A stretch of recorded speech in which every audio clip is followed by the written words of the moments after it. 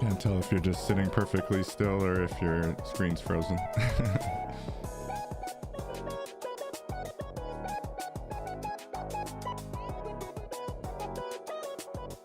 I think your mic might be muted as well. You got unmute.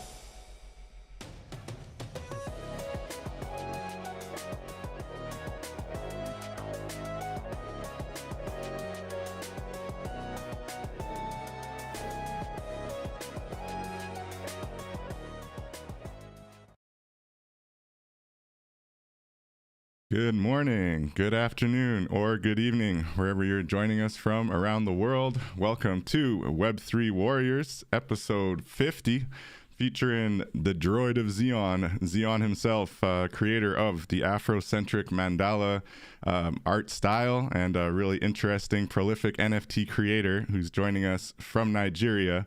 Hopefully his network's all right. Good morning, Zeon. How are you doing, Zeon? Yeah. I know it's not morning on your side of the globe where you're joining us from.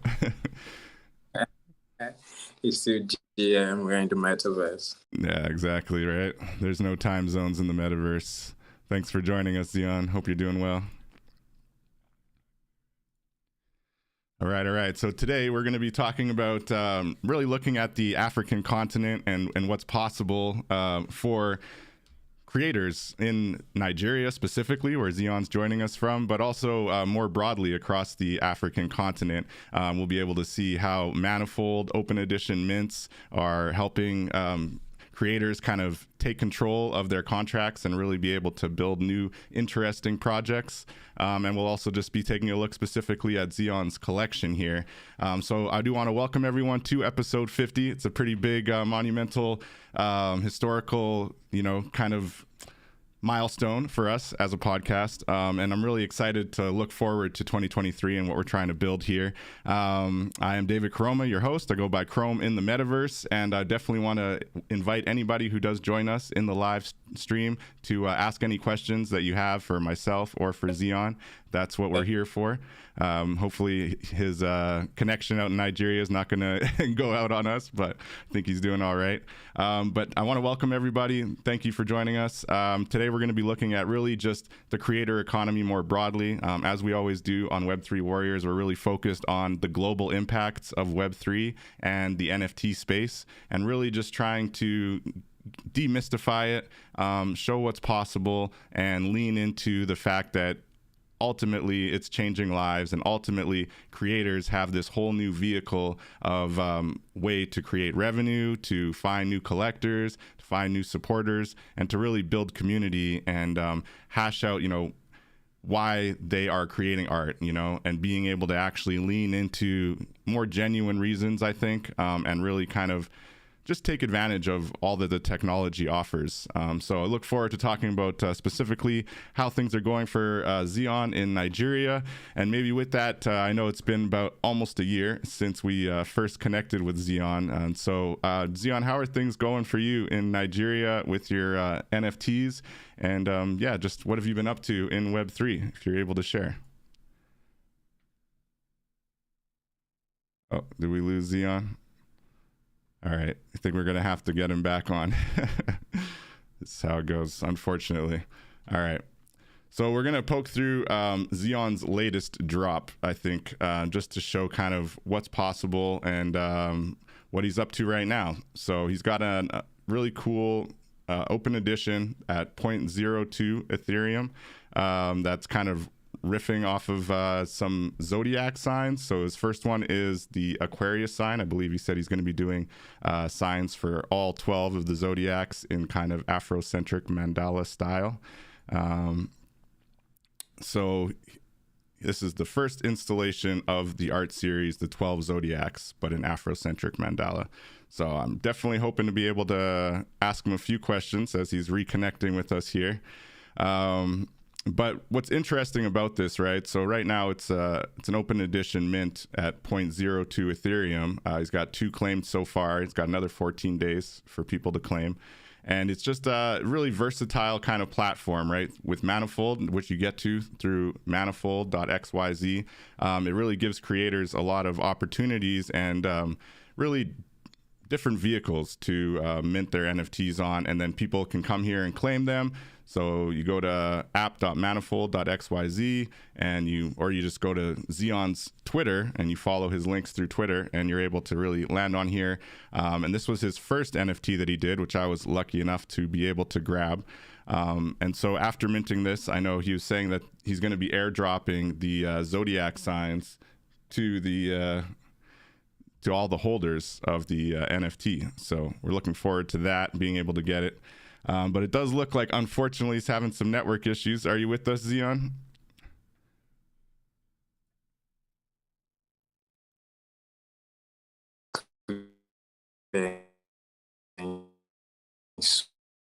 So much. It's in the Matrix for real.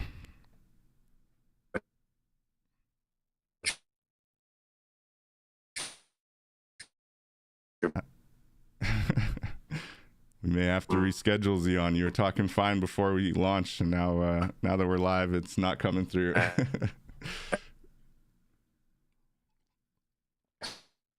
Once we sort out your network issues, hopefully we can get a full conversation going here.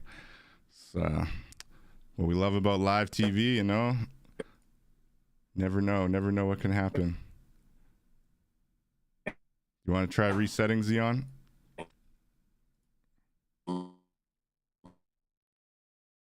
We might have to reschedule this interview.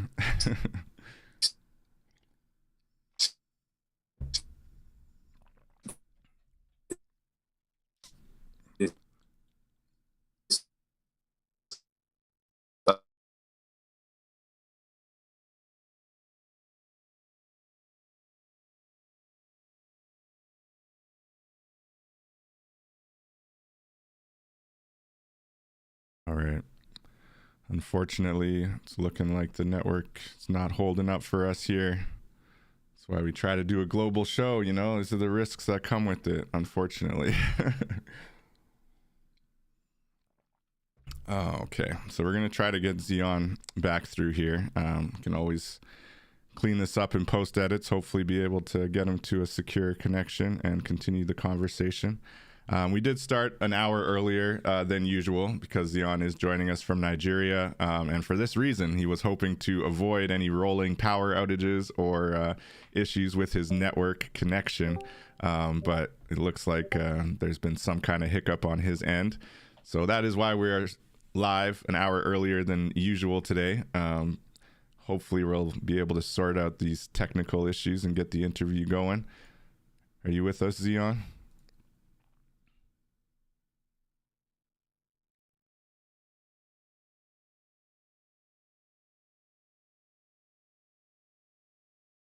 I don't think his phone's holding up.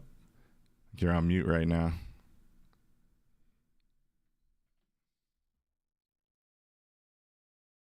Feel like I'm in a clubhouse. Somebody stuck in the Matrix.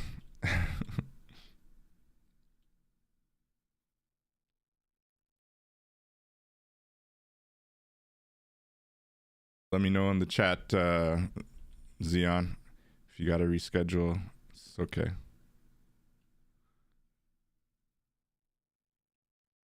Maybe he's got a power outage on his end or something.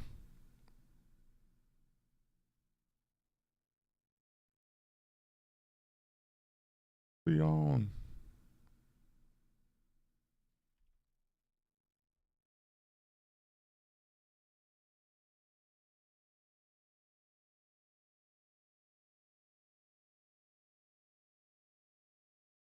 Okay, well, we're gonna give it a little bit of time here. Hopefully we can get Zeon to some better connection. Can you hear me now? All right, I can hear you now, yeah.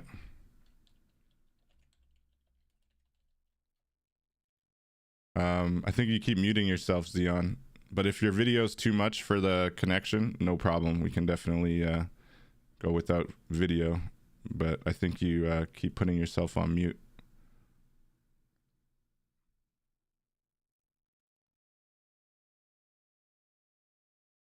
Apologies for anyone tuned in on the live stream. We'll get this sorted out and get to an interview eventually.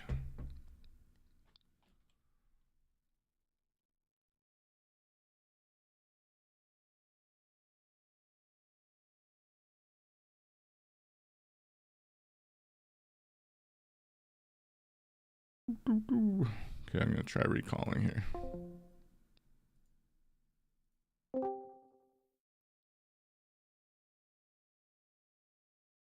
Technology, internet connections. Zeon, are you still muted? Are you with us?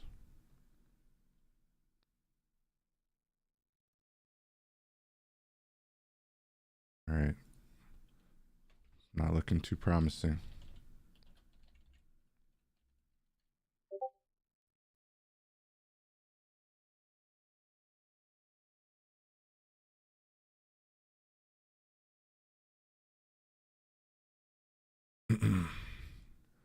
Hi, David. Can you hear me now? Yeah, if we want to just do audio, that's okay. I'll put one of your little awesome pieces of art here over your face. Let's try to just do audio. I think the video might be a little too much on your end or something. Are you there? I think you're kind of in a very, very deep matrix, and your voice is really echoing. I didn't pick anything you said. I think my signal just, went really bad real quick. I don't know how that happened. Okay. I'm not sure if you can, but I couldn't hear you anymore. Check 1, 2. My audio is still coming through weird.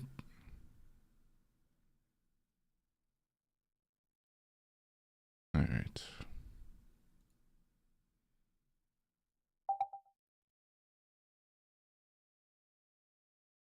Zeon's having technical difficulties. Says his signal's going red. Is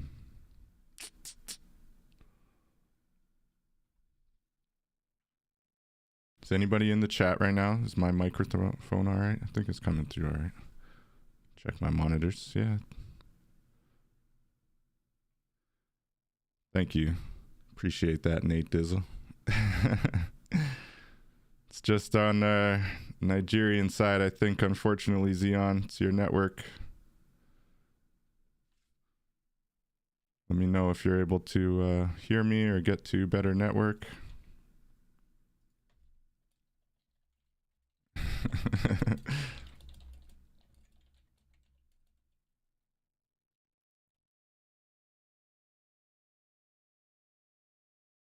No problem. We got patience. That's what happens when you start early, I guess. You know, you take a little bit of time to work out the kinks.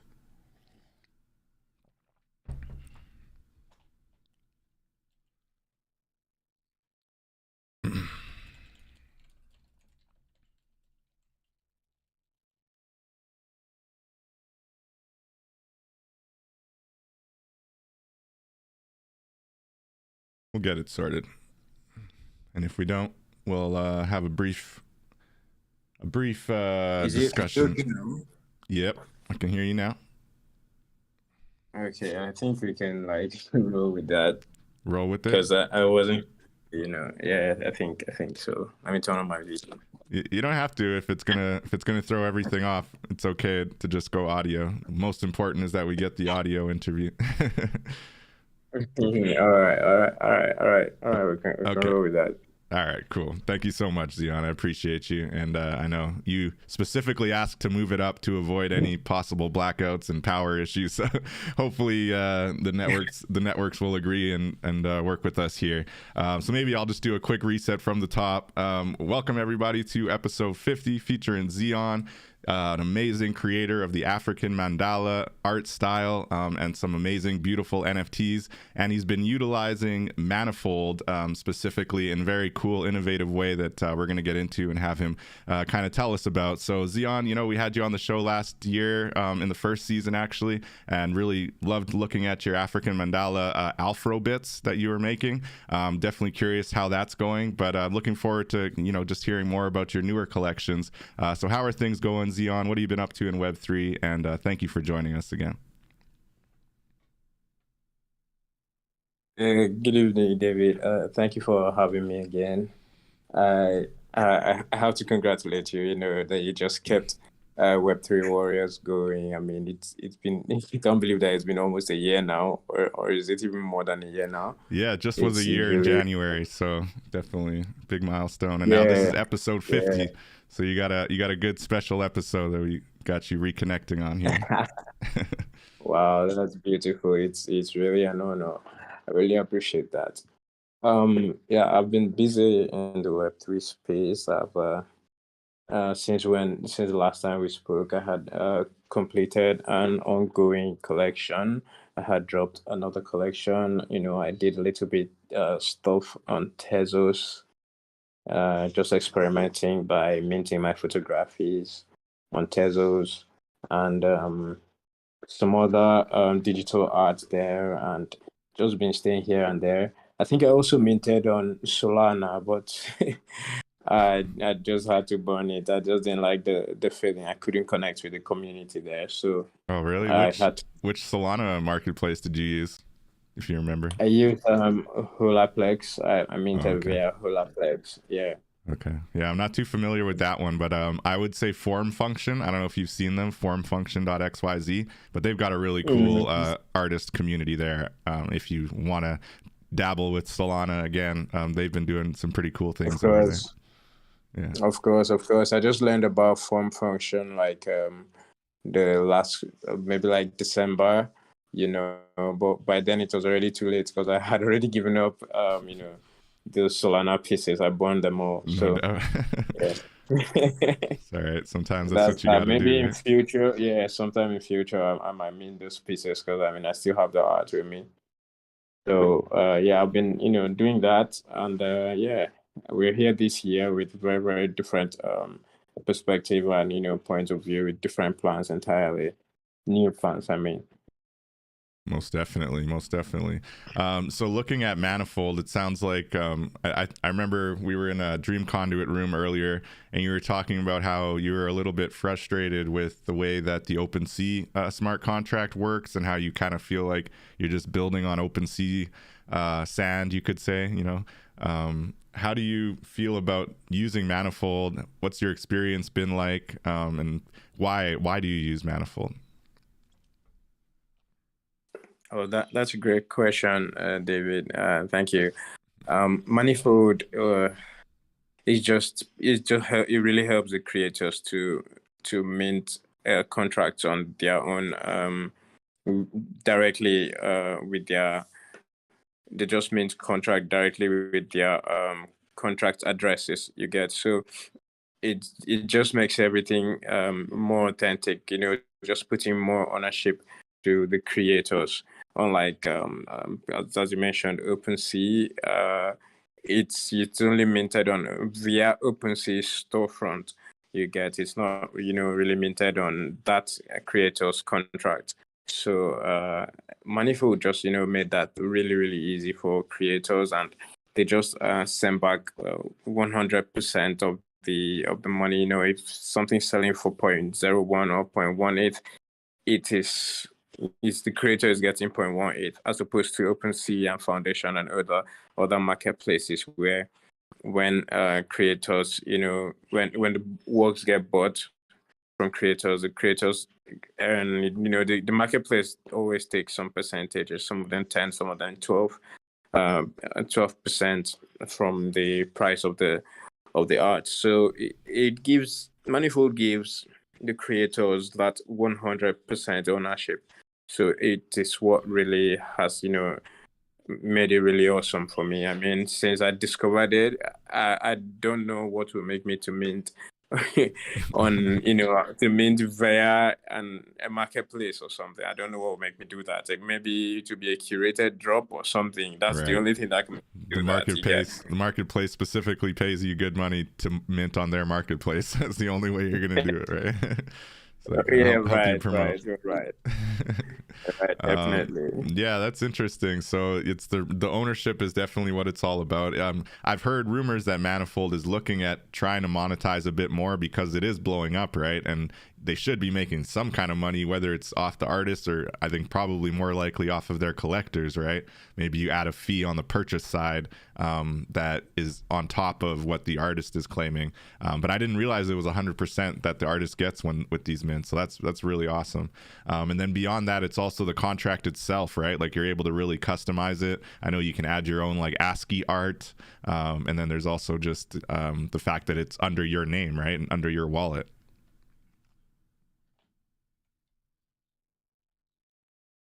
Yeah. Oh, yeah. That's totally right.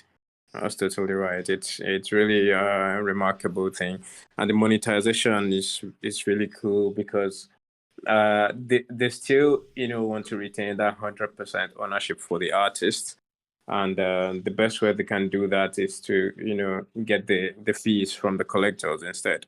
So I think that's a beautiful strategy to use up. Yeah, I think that makes sense. Looking at some of these artworks before we get into your more recent ones and your plans for 2023, I really love these kind of high tier one of one pieces you've got here. And looking at them, so it says you minted, for example, this one, the Eternal series, the Man ETH Fest 2022. Manifesting, a little play on manifesting. So you minted it on August 4th, right? And was that minted through a manifold mint then? And then it just goes straight to foundation? Yes. I minted it via Manifold, and what's beautiful about Manifold is that you can control the your tokens so much that you can select which marketplace you want it to be listed and which marketplace you do not want it to be listed. It gets like that in depth and that detailed about every contract. Right, and that's So important. yeah, and yeah, you're right. I like that you saw the wordplay. I did. I like to play with words. I think the whole series, that whole series was just about wordplay. If you read Nice. the descriptions, you see I literally was substituting a select syllable with the word if, like cathedral. Yeah. That's what. Oh, and the other one monolith for monolith. It's just a little wordplay. I really enjoyed creating those works, and they're really dear to me. And they're physical pieces, really big, like 22 inches Oh big. wow. So if someone collects that, I'll ship the original art to them, and it What? was all yeah, for real. And it was all hand drawn with pen.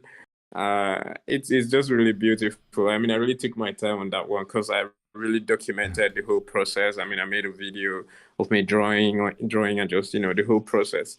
The video is really beautiful. I mean, I used it for the trailer, and it's really beautiful. It's a minute long. Nice. Oh wow, yeah, especially the Man ETH Fest. All three of them are really beautiful though. So that's for all three of these Eternal series. If anybody purchases the one of one, they will have the physical piece shipped to them as well. Yes, exactly. They'll have the physical piece shipped to them. Oh, just what I need from just an address. No doubt, no doubt. I have to save up some ETH. I'm trying to get some more art on these walls. That's beautiful, man. Really cool. I always love to hear new phygital concepts. So that's a serious phygital opportunity there. So any listeners, go check out the Droid of Zeon on foundation.app, and you can check out his beautiful artwork there, which we have up on the screen here. Yeah, so that's really interesting. To your point about the marketplaces and the fact that Manifold actually allows you to say which marketplaces can hold and not hold your NFTs, and that's important to your earlier point, right, as far as the cuts. So if you allowed OpenSea to hold these one of one NFTs, for example, and to allow them to be sold on OpenSea more specifically, they would always take that 10% cut, right, or whatever their percentage is, 5%. Yes. They'll always take that cut if it's listed on their marketplace. No doubt. They always do that. It's on the terms and conditions. Right, and they're not honoring the royalties, right, as of last year. Yeah, as of last year, but I think they were working to make it automatically reflect, because before you have to like go to OpenSea and then set it manually, and that by so doing it means it's not on chain. You get So I think they started working with manifold developers to kind of integrate it. So we're looking at the second quarter of this year if they're gonna do it. But they said they would do it. So we're just looking Yeah. forward to that. That's good. I'm sure they'll figure out something. I think they took a lot of flack. It's interesting how quickly the creators in the space just got used to royalties, and it was really baked into part of the value add of the NFTs. Immutability is awesome, network effect is awesome. Being able to fundraise so quickly is cool, but that royalties option, the idea that even the people that are making future gains off of your art, you're getting a little piece of that at least, definitely seem to be a major part of Web3. And so, we've seen some corners, like the crypto art corner specifically in Bitcoin, like they don't have any of those gripes over royalties, right? But it's also a very, very different space. So looking at these pieces that you've created for this Eternal piece, they're obviously very complementary of Ethereum, and that the way that they kind of mash up the Ethereum symbolism with obviously your Afrocentric Mandala art, and then maybe even more African symbols more broadly. Maybe it's obvious what the inspiration was, but I want to hear it from you. What was the inspiration for this type of artwork, and why Ethereum? You seem to have a definite affinity for Ethereum. So what inspired these beautiful art pieces here? That's a really great question. I really appreciate that. You see, the whole collection the idea just came very early last year when the bear market just started hitting. Ethereum went really down, and as at that time, I was only minting on Ethereum. Okay, I wasn't even ready to experiment or explore other blockchains. So yeah, that's I think yeah, I'm also an Ethereum maxi kind of, So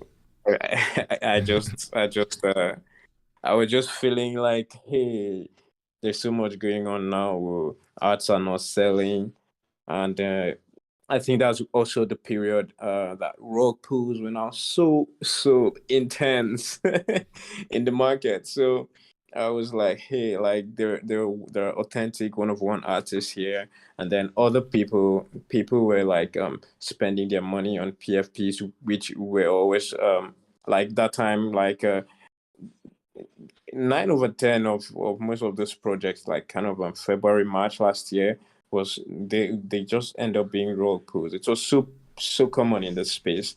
So I was feeling hurt that, I mean, there is authentic artists, if you're trying to make money or you just want to collect Right. something beautiful, there are artists you can reach out to and then collect their works. You find something you love.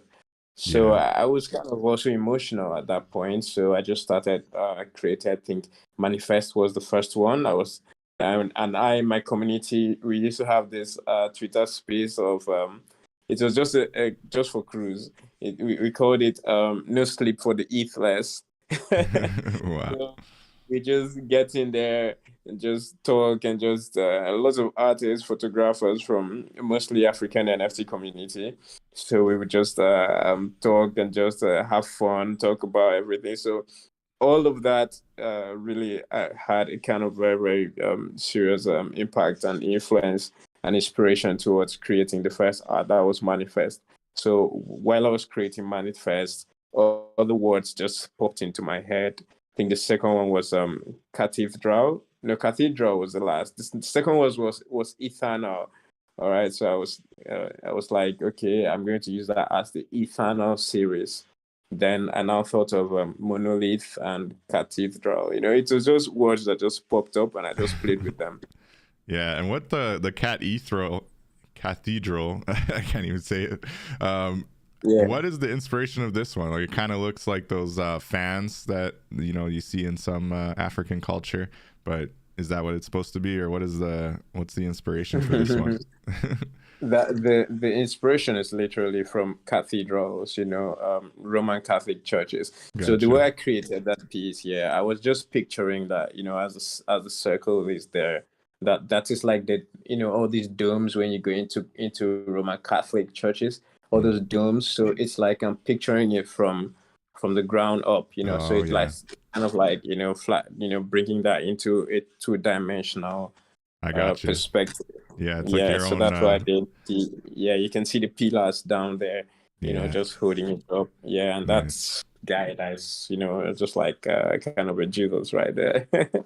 No It was a doubt. really fun project. The whole project was No, just now that you fun. It was mention it, I can see it, definitely you got like a Michelangelo kind of motif, if you're lying on the ground looking at the roof kind of thing. Yeah, definitely. Very yeah, cool. yeah, Very, yeah, very cool. And now, yeah, I didn't realize you had a physical piece with that. And you said they were pretty big too, like 22 inches. So they're pretty big physical yeah, pieces. yeah, It's going to be a little costly yeah, to yeah, ship. they are. No doubt. No, that's really exciting. Hopefully, we'll get some more eyes on that. I think that's a really cool collector piece, and I got a lot of faith in the future of the Afrocentric Mandala. And I just wanted to. We glossed over specifically earlier. You were mentioning the rug pulls, right, and the fact that there's a lot of rug pulls, especially early February 2022, and of course all throughout, kind of halfway through 2021. Onward has been a lot of those quote unquote PFPs, which stands for profile picture NFT collections. And when we say rug pulls in the space, it's specifically these PFP collections that are sold as this next big, amazing, exciting project. Maybe it's a metaverse, maybe it's a video game, maybe they're, going to do a bunch of stuff in real life and give you VIP access to their events, but they don't do anything, right? So they sell out, they make millions of dollars, and then they just take the money and go. So that's what they call a rug pull in the space. And unfortunately, it had been a very common occurrence. I think it's slowly becoming less common because there's just not as much demand. But to Zeon's point, as an artist in this space, in the Web3 space, looking at the amount of money, millions and millions, if not billions, just thrown into these PFP projects, and I don't know, 60% of them you could say were rug pulls, or at least just didn't end up succeeding to achieve what they said they were going to achieve, whether it was an intentional rug pull or just, a failure in some other way. The point is, all this money was invested in them, right? But if a fraction of that money was invested in amazing artists like Zeon, and even just a much smaller group of collectors see the value in this art and start purchasing it, that group will ultimately grow, and the value will be defined by that kind of initial group that invests in it, right? So the potential to actually have a better economic outcome long term and support true artists on the short term seems like a better play in the one-of-one and limited edition art space. What do you think about that, Zeon? Is that a fair summation of what you were feeling when you made these art pieces? Yeah, you took the words out, man. That is exactly that. You said it all, man. You're so right. You said it all. Exactly. It goes on. It goes on. At that time, artists used to complain a lot, about it, but I think we just, kind of grew a thick skin and just remember that we're just artists and people can do what they want to do with their money. Okay. So what you just have to do is just create your art and just be positive and do your thing and just keep your brand intact and just stay true to your craft, really. Beautiful. You know, Dropping bombs here. No, yeah. I like it. And, to your point, exactly. I remember those days of hearing that tension from some artists who were really, we're spending millions on these PFPs while like artists are here sweating, trying to sell a one-of-one or a one-of-five or whatever. Yeah, I remember those tension conversations. And to your point, I do think, to each their own. If that's the way you want to spend your money, power to you. But hopefully, as this space continues to grow and people are in it for the art more so than the bag, and making the flip, I think that we'll see the artists like yourself, Zeon, will win in the long term. So maybe I'm being optimistic, but let's see how things evolve. So let's jump over to the Pop Africana now. I really, really love this piece. You got the big Fela Kuti right in the middle with his arms up, and I see a bunch of other really cool African symbolism, whether it's the pharaoh up in the north near where Egypt would be, and a few others, and you got some zodiacs in there. So tell us a little bit about Pop Africana, and this was the first manifold drop of this year, right? Was it your first this year? Yes, that's my first drop of the year. Yeah. Cool. Yeah, tell us about it. What went into it? What inspired the beautiful piece here of the continent? Oh yeah, that piece actually is a remastered piece from an original artwork I did in 2018. The original art was the Africa, right? Just how it is, but it's Afrocentric mandalas and it's always monochrome. So it's a physical piece, also about 22 inches. It got exhibited in the Kalakuta Museum in 2019. I think that whole event kind of really catapulted my career and my own urge to pursue art actually. Nice. So And where was that? in Lagos, Nigeria. Kalakuta Museum is the museum of Fela Anikula. Ah, Anikula. Yeah, it's nice. Fela's personal museum. Yeah. I gotta put that So on the bucket list for when I visit Nigeria. I got my friend Endo out there. I keep telling him I'm gonna meet him one day and go visit Nigeria. He'll show me around Lagos and wherever else. And of course, I'll drop by your place too, Zeon, if I get out there. yeah, of course, But I didn't you need even to know be. Fella had a Yeah. museum. That's amazing.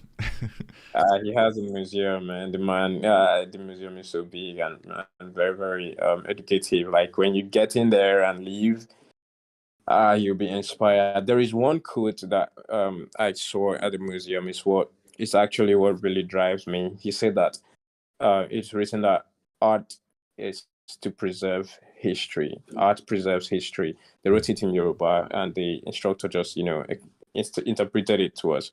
So it just made so much sense that to just create historic art, something that, Sure. would tell the story of something that happened in this particular time frame, to people in future, because this art, everything they outlive us. So I really got inspired, when after that whole exhibition. Yeah, Wow. so I created that art from there, and I've been using digital art recently, and I just wanted to play with it a little. Let me just kind of up it because I really wanted to mint that piece, but it just didn't feel right. How it was monochrome like that, because it just didn't feel right. So I just kind of played with it, through some colors here and there, and then it was so magnificent, so magnificent. It was so beautiful. I loved the work. That morning I just woke up really I don't know, feeling colorful or something. Yeah. Yeah, so I just splashed the colors. It was a really quick process. I just tweet, and then boom, it looked like that. I was like, this is it. This Nice. is it. I decided that moment that I'm minting this. I just decided that moment I'm minting a limited edition. And then the holders of this limited edition are going to, be able to claim from my next zodiac sign collection. They're going to be able to claim anyone. They'll be able to claim all of it because it will be like free, just 11 people, all right? Mm. So I just minted that. And on the contract, I was gonna give out the physical piece in a raffle if the thing sold out Ah, in the first 48 hours, yeah. But it didn't sell out in the first 48 hours, right. so That's all right. people lost out on that. It was a But good yeah, pitch, though. It's a good pitch. Sometimes they don't pan yeah, out. yeah. I know. So I'm just looking forward to creating all these zodiac signs and then getting people to collect it, and mostly the holders of the Pop Africana, because the Pop Africana is just I just really want to create a lot of art this year with Afrocentric Mandala style. I'm pushing myself out there a lot more, with different renditions and just putting out mandala out there, just to show people, and tell stories, in a very, very unique manner, something very, very uncommon and very, very unique. It really is. And I don't see it. There's no way it can fail, honestly. It's too beautiful. It's too symmetrical. It's too African in culture. It's rich. And so looking at, the NFT market I do want to ask about some of the symbolism in this piece as well. But I just want to ask this question as well. Looking at the symbolism and the marketplace, when you look at African creators, do you think that what's going to really cause let's say, a renaissance specifically for African NFT creators, right? Is it something like we just need more African art collectors of all backgrounds, but people who see the value in the African art? Do you think that it's already growing at a good pace, and that it just needs to continue to kind of grow as it is now? Or what do you think would kind of be a trigger to really kind of fuel artists like yourself who are doing, amazing, genuine work, but for maybe certain eyes aren't seeing it yet, and the value hasn't been, raised to that status yet? What do you think's what is it gonna take to kind of get African art on the blockchain to that next level? Yo, that's a really great question.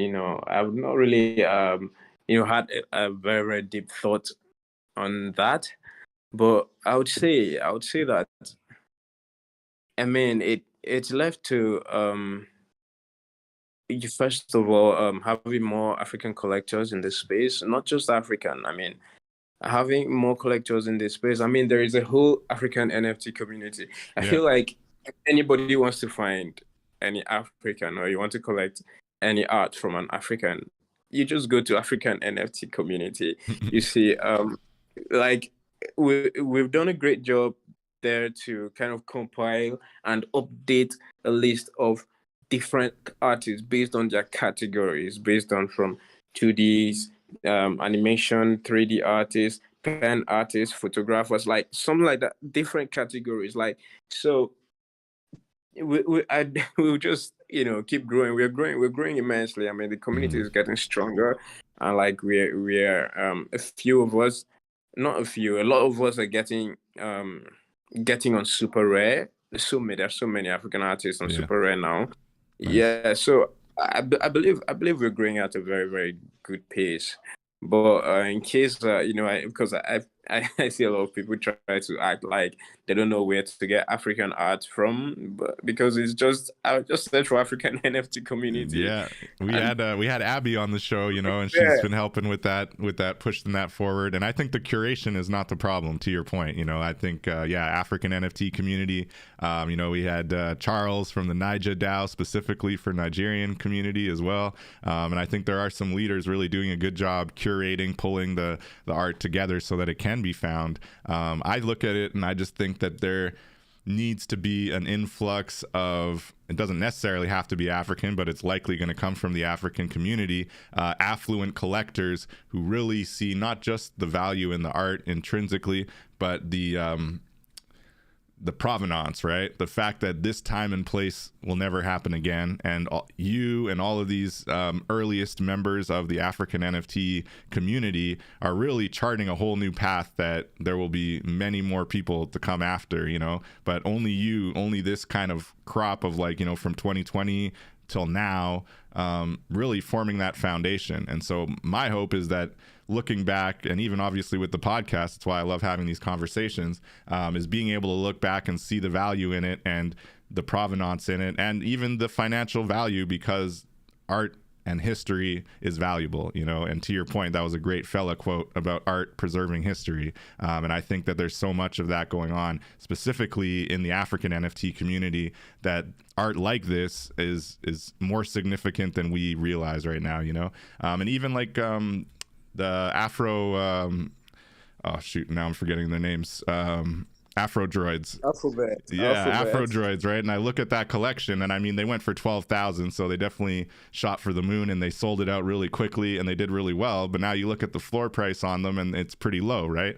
And so I think about that, and in the short term, that might be a good thing, because I see a future where it's like, are you an NFT collector? Are you African? Then you better have an Afro droid, and we as like a community should be pushing a project like that, which is not only proudly African as a PFP project, but is also doing actual social good on the ground, right? Supporting a school, a women's school in Nigeria, So I see a future where all of this kind of value and the historic provenance of what we're doing here and what you're doing specifically, and what the community, the African NFT community, is doing, is valued, So I'm hoping, I'm just going to speak that into existence, because I really believe that's a future where collectors like myself who have a connection to the motherland, to the African continent, will value this art more and more. So hopefully we see that happen. Yeah, definitely. yeah. Definitely, I agree with you. Definitely see that happen. We'll see that happen. No doubt, no doubt. We'll see that happen. Yeah. So looking at the Pop Africana piece, you know, I'm seeing a lot of drums. I think some zodiac signs worked into here as well, right? So looking at some of the symbolism, what inspired it, and what is the story of zodiacs on the continent, if I can ask that broad question? Man, that's a very rash question, man. Well, I do not know about zodiacs in relation to African mythologies. I don't even know that, but it's a path I would like to trade and explore. So I'll look Nice. into that, definitely. Nice. So I've heard from a like ancient history perspective that zodiacs either started in like ancient Sumeria or ancient Egypt, or maybe even prior to that. But as far as like actual, you know, script and historical reference, those are kind of like the two earliest references that you see. And so from the Egyptian perspective, yeah, I really love the way that you've kind of pulled the symbolism together, and also connected it with kind of the zodiac. So I just thought maybe there was some kind of like Egyptian connection or your own type of like historical perspective on zodiacs. But what has kind of lured you into the zodiac conversation, and what's inspiring this next collection of zodiac NFTs that you're working on?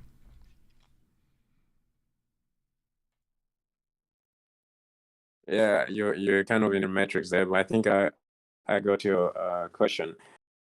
Most of the symbolisms on the art on Pop Africana are like, you know, I just picked out some very tribal markings from each of those regions where you see you know, the art being represented there, like all those drums from Senegal in West Africa, and then I just put on, you know, a symbol of, you know, Fela Nicola Kuti just right there in the center of the whole Africa, because I'm a very, very strong believer in Fela and what he stood for. He stood for justice and democracy.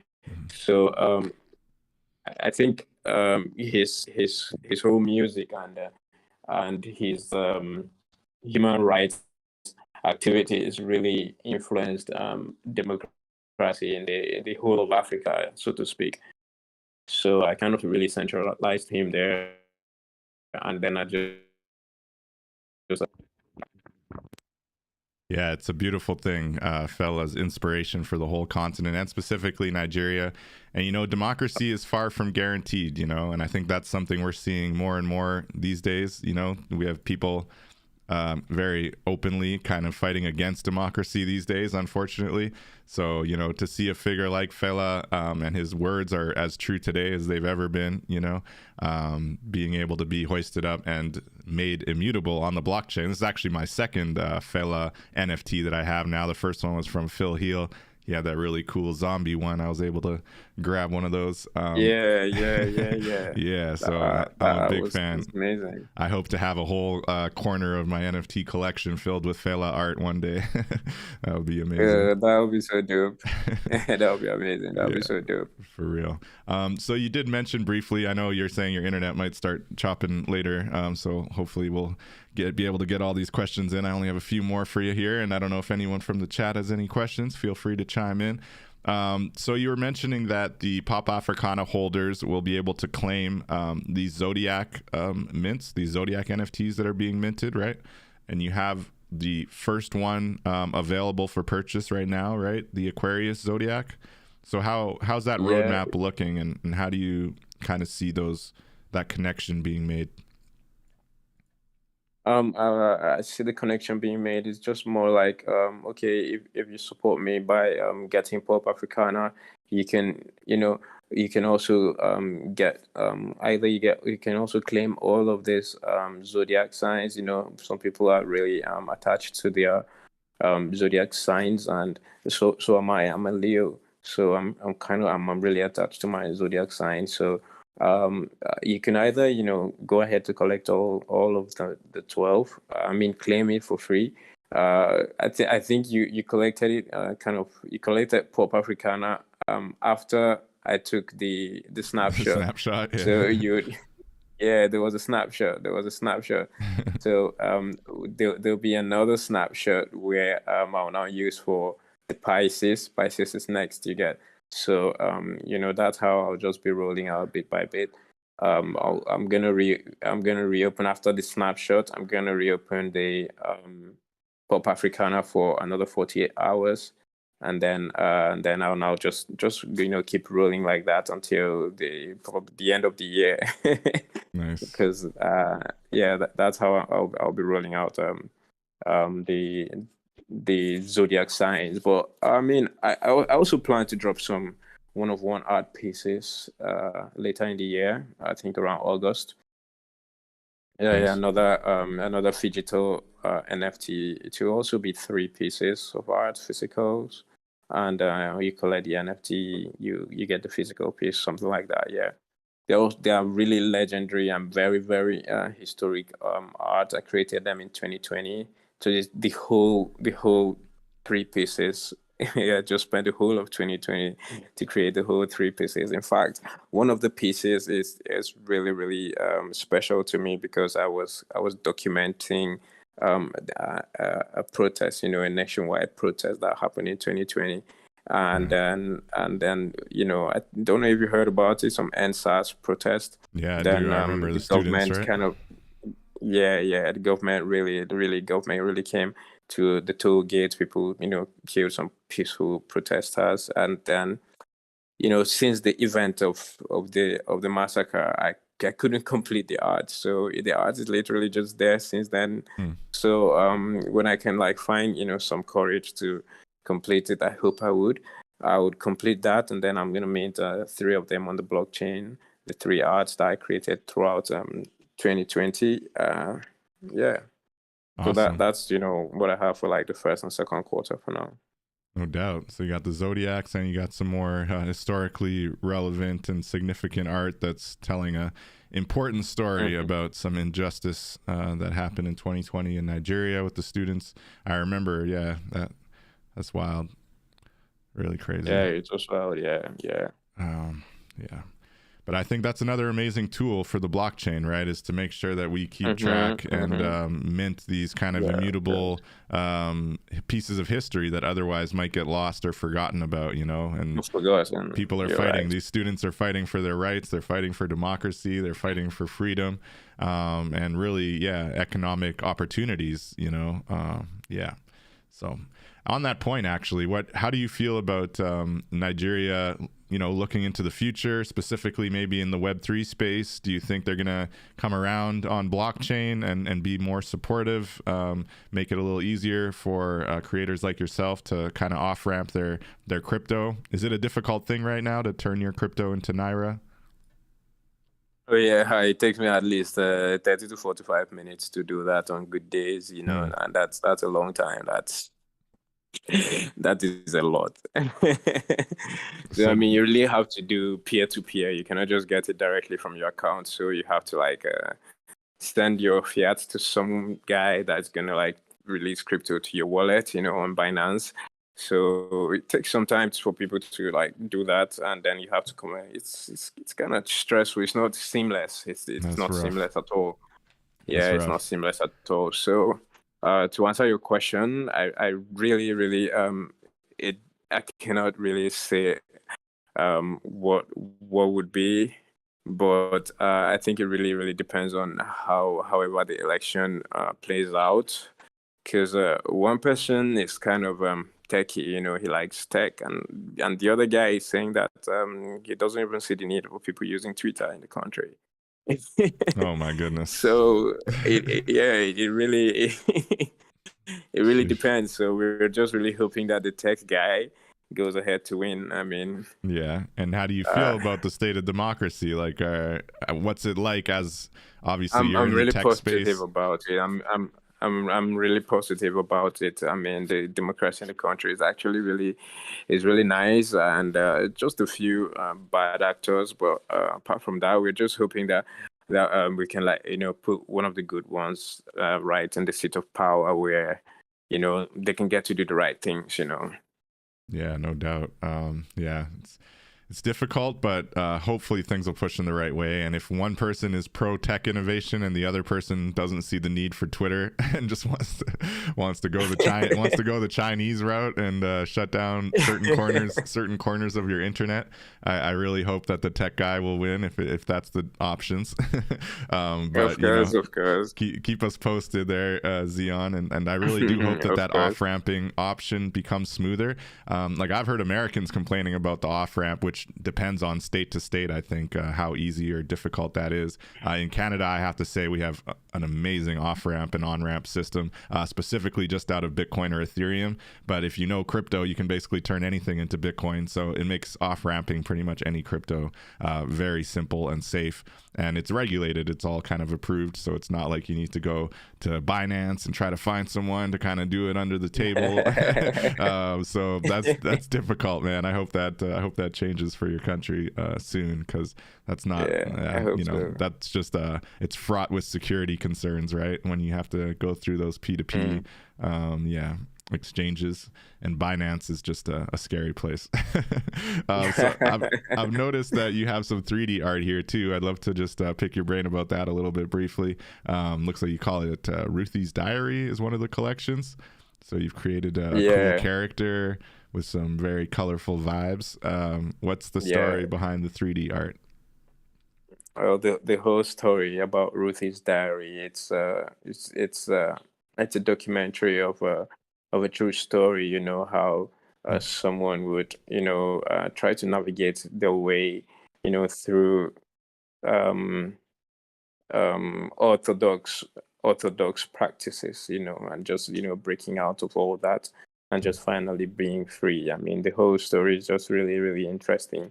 It took me over a year to kind of like break all of that down and just release the pieces one after the other. That was my one of the stories from Ruthie is my Genesis NFT minted in August 2021. Hello Ruthie. That was just an introduction to the entire story. So I took my time to bring out another story off site. That was I think November or December 2021. And then last year, I released the other 3 stories attached to it. One was in the first quarter, the second was in the third and the fourth quarters. So they're just really they're connecting stories. All right, it would just be nice if you could if you take out time to read the descriptions, you get to understand these are the stories that I'm trying to tell about this particular subject. It's definitely the same person. I mean, if you look all through, the subject is just purple all through. So it's just the same person in different manifestations, basically. Wow, that's really cool. And it is cool you got the story through the description. And how do you feel about like literature and stories on the blockchain more broadly? Do you think there's going to be an industry for that? It seems like there always has to be some kind of visual connected to it. But yeah, I'm working with Storytime DAO. I don't know if you've come through our Clubhouse rooms yet, but we're trying to do something exactly like this, which is basically minting more new, epic stories, works of art on the blockchain. But looking at even regular art pieces in the context of a story more so than just a simple piece of art. How important do you think that is, and where do you see it going? It's really important. I mean, writing is a work of art. It's just like painting, So it's really important that stories being told, whether you're typing it or you're painting it. Basically, also typing is also really important, because I know a couple of poets in this space who mint their poems, and then some people mint educational materials. You can mint it on Mirror.xyz. It's basically just Medium, but for Web3. Right. So yeah, you can just go ahead to do that, and it's needed. Really, it is needed. Something that cannot be ignored. I think the blockchain is just so beautiful that everything that can be digitalized should be kept on the blockchain, so they don't get to get lost or something. Yeah, no doubt. Or get destroyed. Yeah, that's how I feel about it. That's exactly how I feel about it. And I'll definitely stop by Storytime DAO Yeah, we'd love to have you. You're already Yeah, telling it's going stories on great. the Yeah, blockchain, so that's what it's all about. yeah, Yeah, and I like yeah, that you yeah. mentioned All Mirror. I right. actually had forgotten about Mirror.xyz. That was one of the pieces I was looking at last year when I was starting this kind of adventure of, what is literature on the blockchain really going to kind of evolve into? And Mirror is definitely doing it the right way. And they have really cool opportunities to mint your stories and then also any visuals with it. So you can still kind of have the main long form text like a blog, like you said, but also have the visuals so that on the chain, when it shows up, if you have an NFT connected to it, you can still have a kind of nice piece of art, but a very long form kind of story connected to it. So definitely very cool, very cool.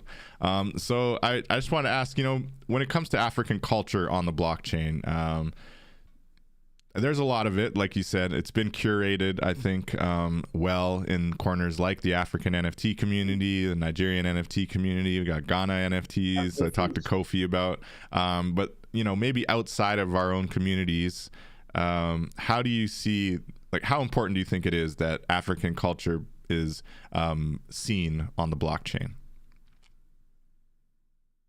Yeah, I think it's just as important as preserving the culture. And I think a lot of artists that are doing that already, myself included. Chuma does a lot of African art, and then Phil Hill too also does some African themed art, Mm-hmm. and representing those symbolisms. Owu Anietie and a host of other artists. Really, really you cannot fail to represent our culture. The way I usually picture it, I feel like those of us who kind of enjoy creating art with African, when I say African theme, I mean like African symbolisms, tribal markings. And I always feel like we are kind of like blessed and kind of really, really special from the ancestors, because it's the only way that we can preserve this history. It's the only way that we can keep these things, and for posterity's sake. And also Kofi makes, oh no, Max, recreating all those masks. There's even a time that he created masks from my tribe, Ibibio. I was like, hey guy, I'm from Ibibio here. There you go. This is the mask. He got it right. I just, helped him, to put some markings on, some little bit details. But for the structure, he got it so right. He shared a whip, and I was really excited. I was Nice. like, hey, this is it, Ibibio. You are right. This is it. This is it, boo. That's So awesome. it's really important that we put it on the blockchain, and the blockchain will stay. I mean, it's the next technology, so for posterity's sake, we better do this, and we better do it right. Yeah, I listened to this song by Jadena. It's called Worth the Wait. I don't know if you're familiar with it, but it's got Sean Kuti, which is Fela's son, right? And in the song, Yeah. he talks about how there's a need for a global highway that connects Africans across the diaspora with the motherland, with the continent, Yeah. and the idea that, all black folks all over the world have this one thing in common, which is Africa, that we all come from Africa, right? And I just can't help but think, that global highway is the blockchain, and that global highway is even the creator economy specifically, being built out not just on Ethereum, but on these different blockchains, because now I'm able to talk to you like we're just next door, and I'm able to buy art from you like you're just another artist in my community here, so it's bringing everyone closer together and connecting us. And again, like, that has to be worth a whole lot of value, and I think that it's a bear market in general, so I think there's a lot of valuable things on the blockchain that are being undervalued right now, but especially when I look at the amazing work being done by African creators like yourself and others, and the diaspora, and what we're trying to build even in Web 2 and in, the traditional spaces, people talking about ESG and social and governance, sustainability and all this kind of stuff. But investing in Africa, investing in sustainable solutions for Africa specifically, can solve so many problems, and I really believe that blockchain is going to make that such an easier undertaking, you know.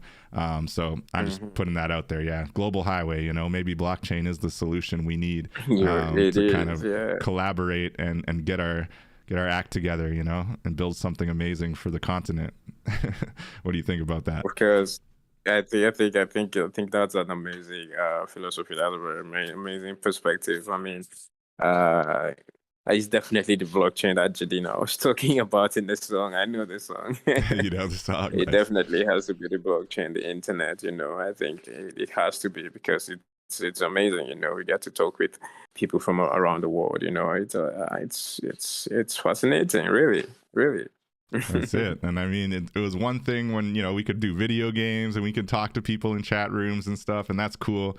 But now that the economy has brought into it, now that like there's real peer-to-peer transactions, not paying super crazy extra fees, and just being able to support someone directly, you know, I really think that's opening up a whole new opportunity. And the only last part of it is what you just described earlier, right? The fact that you're having to run around to try to off-ramp your crypto. You know, I think it's advantageous for any jurisdiction, for all governments, to look at a way to, in a very clear regulatory, you know, framework, make it easy for people to off-ramp and on-ramp crypto into fiat. And I think instead of being scared of that, they should actually realize how much of an economic engine that is. And I do think that, not to toot our own horn, but Canada, at least when it comes just to Bitcoin and Ethereum specifically, just those two coins, really see the writing on the wall, and they are making it fairly simple for us in Canada to on and off ramp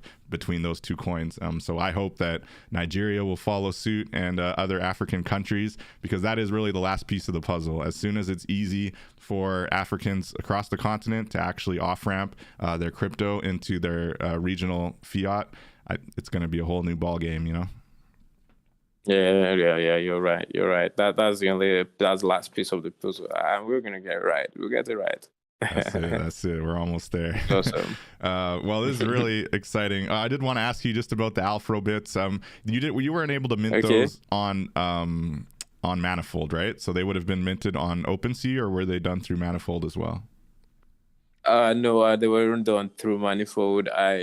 I had minted them through OpenSea. The alphabet were minted in OpenSea since 2021. It was really early. There was no Manifold. Oh, I know, yeah. And Manifold was so confusing. So, I think they were around, but it was a lot more complicated back then.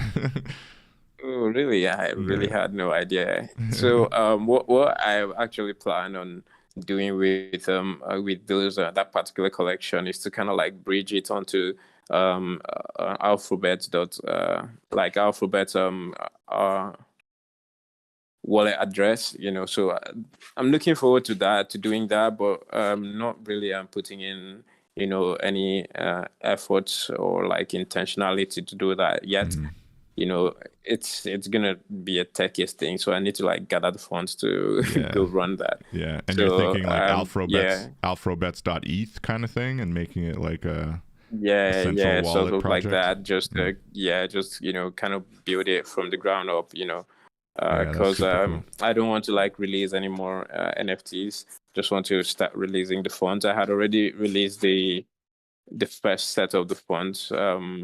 And I did an airdrop. I minted that on Polygon so that the airdrop would just be gas free. Yeah. So I did that. So Well, one thing I would recommend is relisting these guys on OpenSea. You should relist them all because they're really beautiful. I love the couple that I was able to grab, and I think you know, making sure you have these listed, and I see it all the time, and I understand, you know, there's always a window, right? So it's easy to forget about them, but you never know, you know, just having them listed, you never know, you might have a sale come in here and there.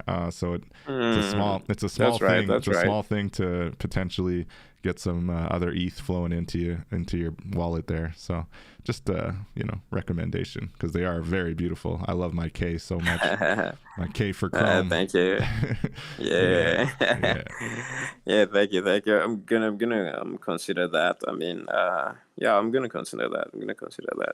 Cool. Yeah, hopefully need more collectors on those awesome alphabets. They're a very cool collection. I know you're looking at ultimately getting into a font as well. So good luck with that. Yeah, I don't think we have any questions from the chat. Thank you so much, Zeon, for joining us. It's been a really interesting conversation about, what is the potential for your collections and for the broader NFT community, the African NFT community.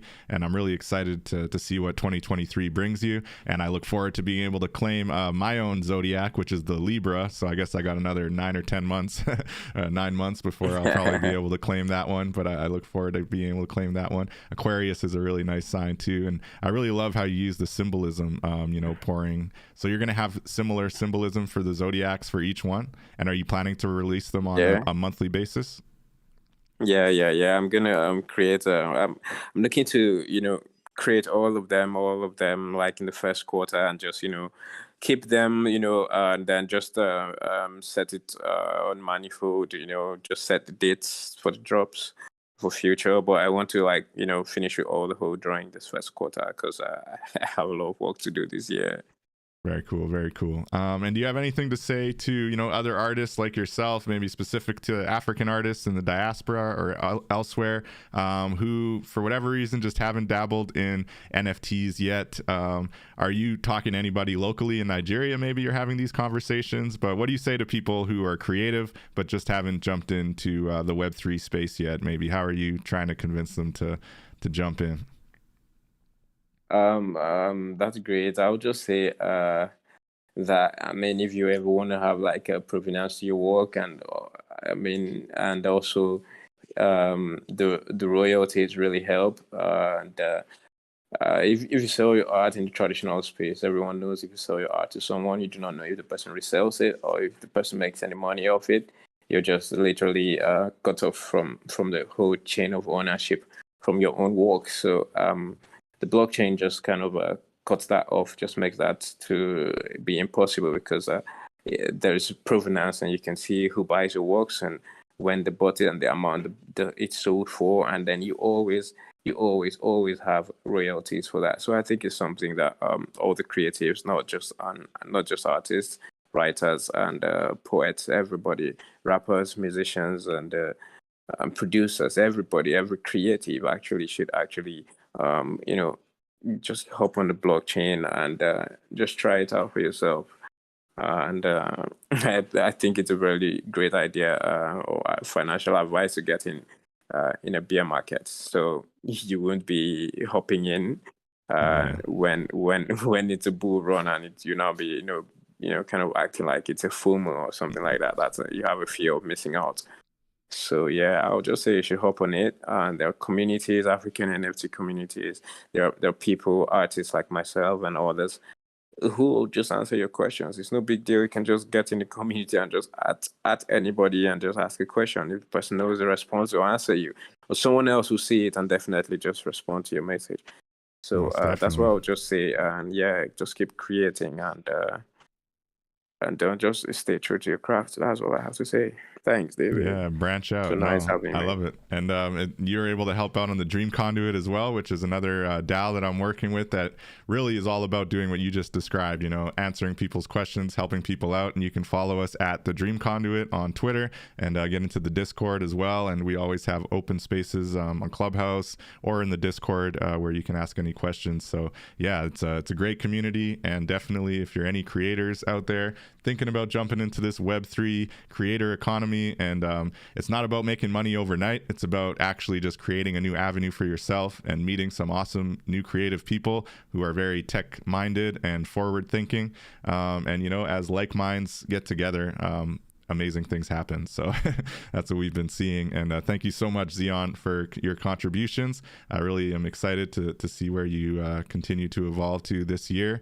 And like I say, I really think that the market for African art that's historically relevant, that's very unique and specific to the African culture, is totally being slept on right now. And I think that as an industry, as a corner of the NFT space, it's going to blow up. I have no doubt about that, as more affluent collectors who love the culture are realizing, what is available. I think it's going to continue to blow up, and you're going to be one of those at the forefront, Zeon, with your Afrocentric mandalas. So can't wait to see it. Thank you again. If you have anything else to add. Thank you.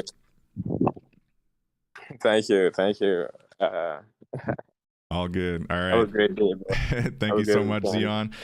Thank you, everybody who tuned in to the Web3 Warriors podcast. We will be back next Saturday talking sustainability, possibly with Scarlett from the BitBasil team. Looking forward to talking about that and really just continuing the conversation about all the amazing angles of Web3 and what's possible. Thank you again, Zeon. We'll keep tabs on your amazing Zodiac project and all your other beautiful one-of-one NFTs that you got going. And until next Saturday, we'll catch you all in the metaverse. Peace.